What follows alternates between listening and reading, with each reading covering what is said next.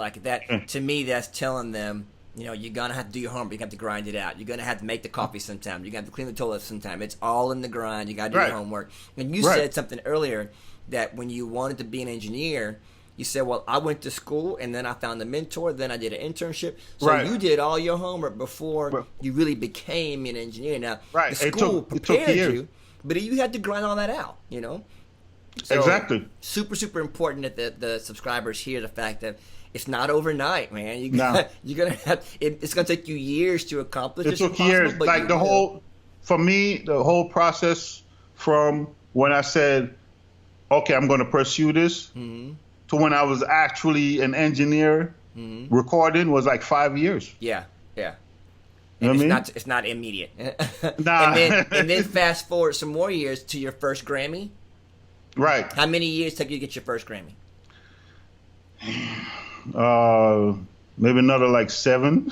So from incarnation of your impossible thing to like 12 years. 12 years to get to the pinnacle of what you do. So for those of you who don't understand, Gary's won an actual Grammy for Back to Black, right?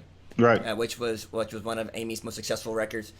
He was with Amy for many, many years until, of course, her unfortunate passing. But he worked on all of her records. So that's a great accomplishment to have done and reached that pinnacle of your career and work with such a great artist, among others, I'm sure. So, was there ever a moment where you got to your career, so to speak, and you felt like, I'm not going to make it. Like, I've gotten this far, but something's happened where it's making me doubt myself. Like, should I really be doing this? Did you ever have that moment?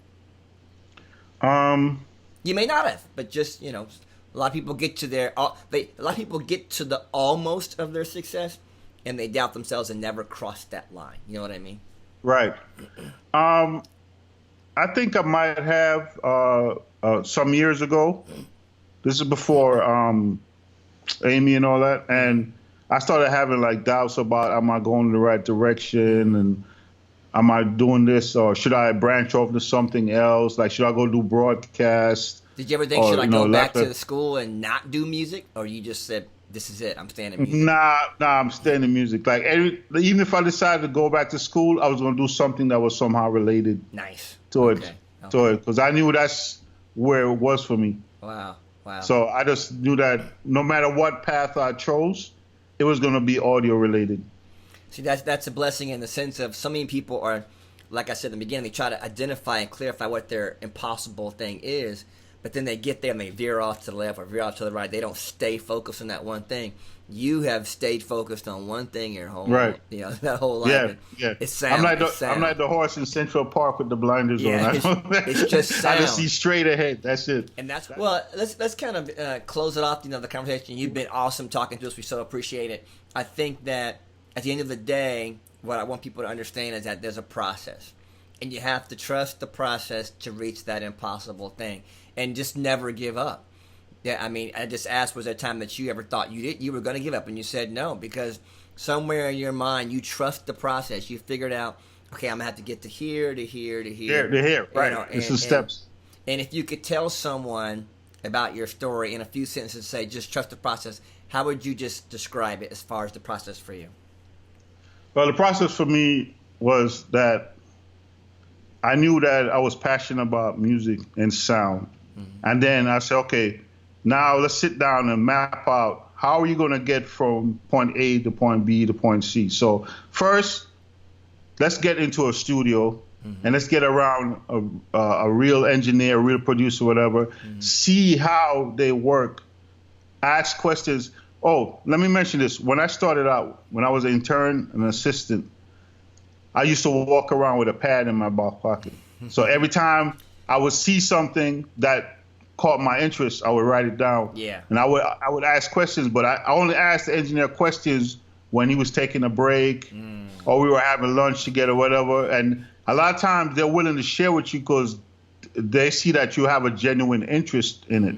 And, so it was a step by step. I said, okay, first I have to go to school.